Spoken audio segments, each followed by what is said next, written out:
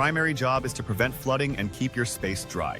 For homeowners in flood-prone areas, having a sump pump is crucial, as it helps maintain the structural integrity of your home and can save you thousands in potential repair costs. Number 2. There are two main types of sump pumps: submersible and pedestal. Submersible pumps sit inside the sump basin, working quietly and efficiently, making them ideal for finished basements.